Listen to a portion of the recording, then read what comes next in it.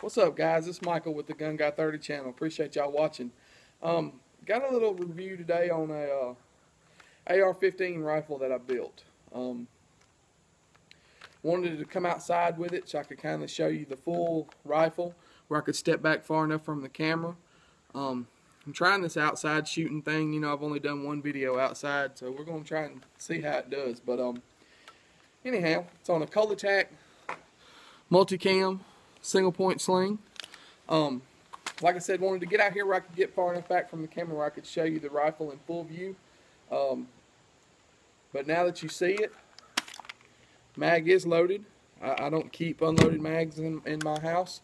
But the gun is clear. So now that we're safe, we're going to step inside and I'm going to break the rifle down and I'm going to tell you some more about it. So stay tuned, guys. Alright, guys. Now that we're inside where we can actually sit down and I can actually get a little more personal. This is my rifle that I built. Kind of pan through the camera and show you.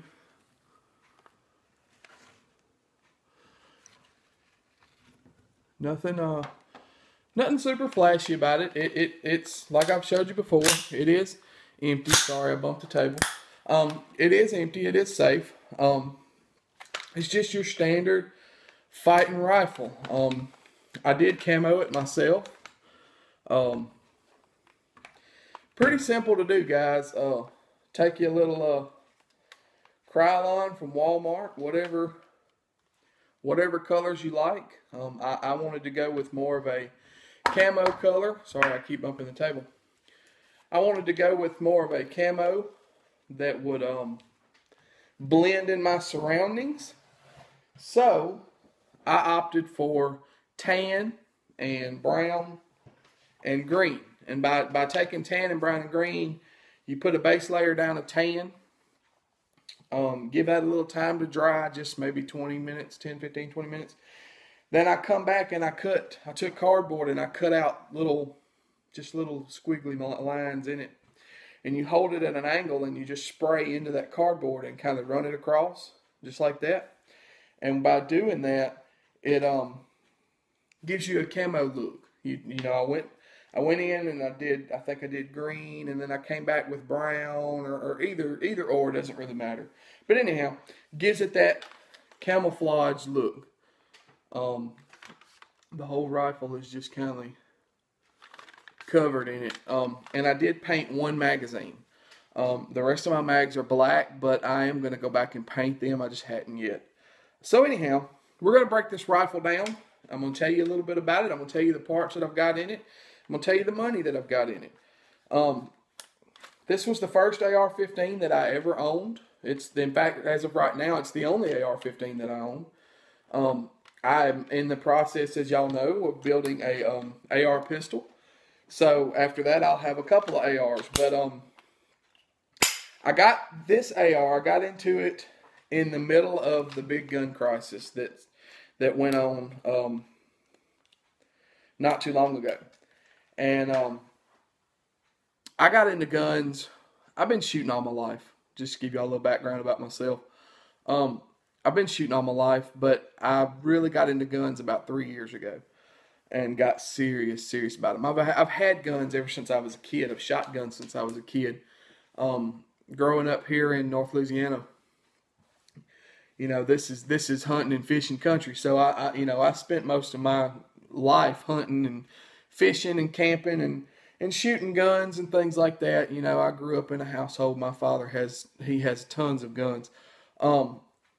But I really got into them, and I really got into the tactical stuff about 3 years ago. And I've never turned back since. But I wanted an AR. It was in the middle of the gun crisis, and ARs were going for ungodly amounts of money. So I kept doing some research and looking around, and I just didn't want to spend, you know, $2,200 for a $700 AR. And I didn't really have the kind of money to spend on it anyways. So I decided that I would build an AR. I would part it out. I would buy a little here at a time, and I would build one. Same thing like I'm doing with my pistol. Now, I showed y'all my lower. I think I did a video showing y'all my lower. But anyhow, I've got an Anderson lower, and it's just a little cheap, cheap mil-spec lower, but it'll be fine. It'll do what I need it to do. So when I decided to build, I knew the lower was the first part. So I bought this Spikes Tactical strip lower. Didn't have nothing else on it. It was just the piece, just like the lower that I showed before. Just a little piece of a lower. Okay, nothing fancy, nothing major with it.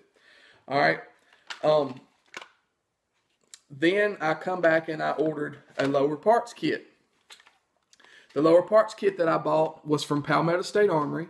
It's actually, the company is called PTAC. Now, I don't know a lot about PTAC, but what I think I know about it is I think that they are like a little sub company of Palmetto State Armory. They make cheaper parts for less money. This has been a mil-spec kit. I have nothing but good things to say about this PTAC kit. All the controls on it are flawless. They function flawless. The trigger on it is it's not super heavy. It's not just god awful light, but it's not heavy either. It's a mil-spec trigger. The reset on it is great. I really can't complain about the kit that I bought. The pins and stuff are fine. All the little roll pins went in good. The only roll pin that I had any trouble with is the same one everybody has trouble with, and that was for this for the bolt release. That little bitty pin that goes in right where that hole is at is terrible. It's terrible to get in. Once you get it started, though, it's okay. The kit that I did buy, it came with a standard flat trigger guard, and it came with a Blackhawk Ergo grip. I hate that grip. If you like small, thin grips like single stack, like the Shield, the grip for the Shield, you're going to love that grip because it's really thin and it's really, I didn't like it. I have pretty decent sized hands and I didn't like it. So I opted later on to put the Magpul Mo grip on it.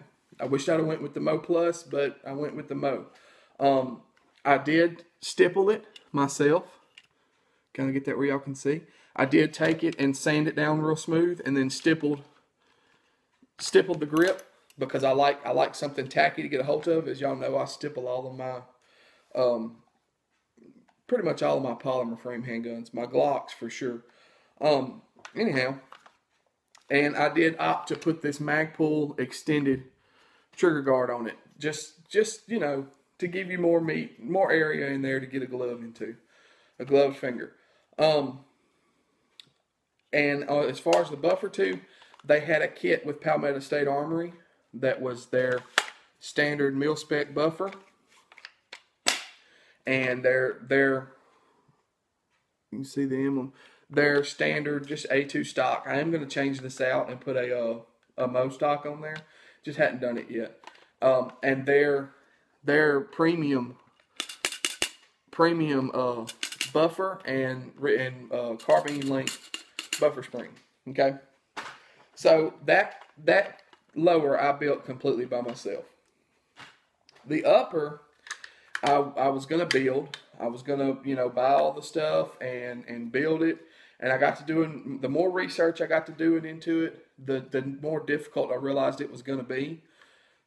Because you have to check head spacing, you have to make sure that it's torqued to a certain degree. It's not a hard thing to do, but like your head spacing, you really, really need to take that to somebody who knows what they're doing. On your first rifle, don't try that, because if the head spacing's wrong, the gun will blow up.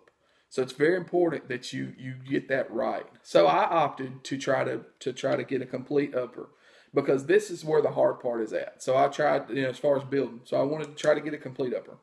Ended up getting this on a trade. This is a Smith & Wesson M&P 15 Mo edition upper.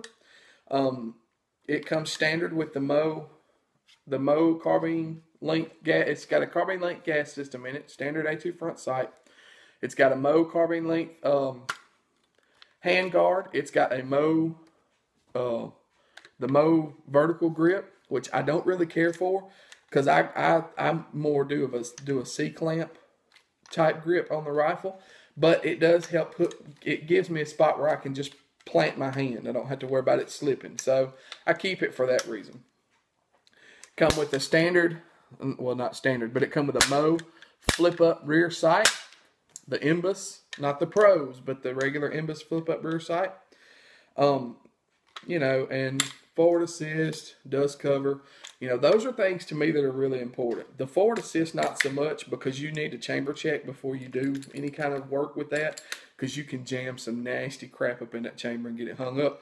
But the dust cover, yeah, I like having that feature. So, and it comes with just a standard A2 birdcage. I am going to put an AAC brake or comp on it. It is a 1 in 9 twist barrel, and it's chambered in 5.56.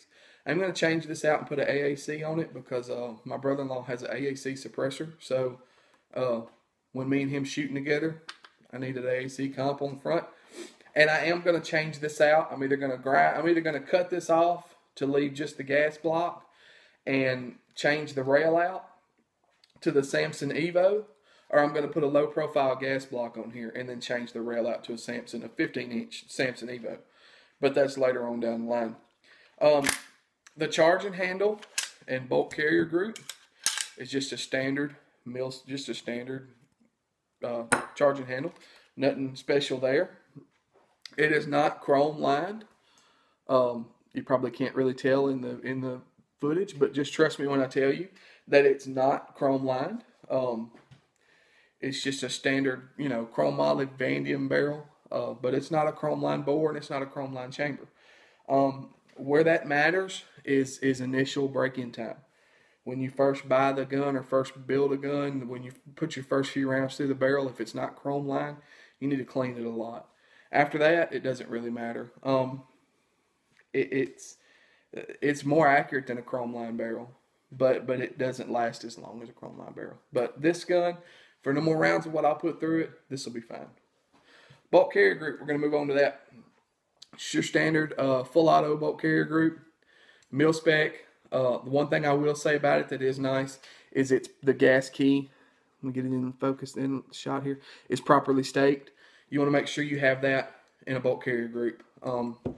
I did check all that out, it being a used upper, and make sure that the bolt was in good shape. That the little rings and stuff in it were good, and all that is good to go. So, you know, right in here is where you can have a lot of problems with your bolt. This part here, because this is what holds the shell and then pulls it out. All that was in good shape. You could tell that the gun really hadn't had a lot of rounds through it. But you know, that's really it, guys. You know, if you really want to do it, you can do it. I didn't have any knowledge when I built that rifle. I did a lot of research. I did a lot of reading up on things and learned a lot.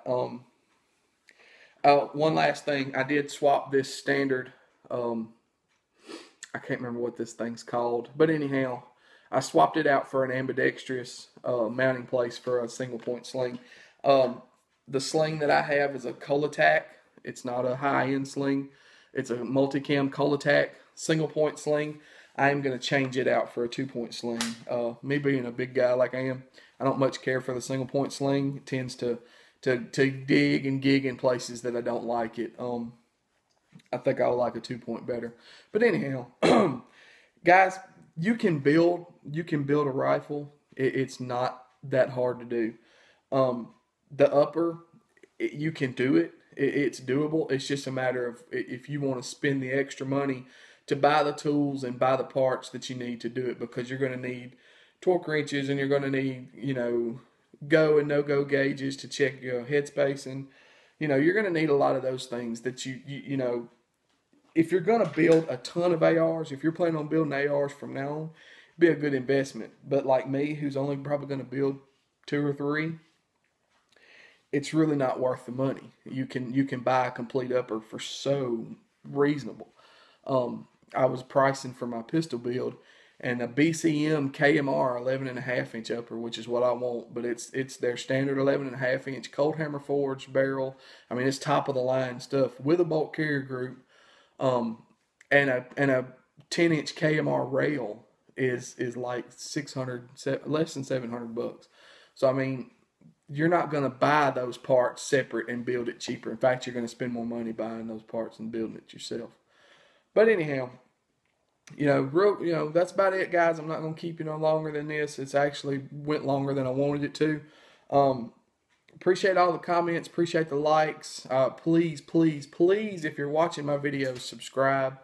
Got a lot of stuff coming. A lot of different videos. Going to show y'all some different shooting techniques and stuff. But appreciate all the support, guys, and we'll catch you on the next video.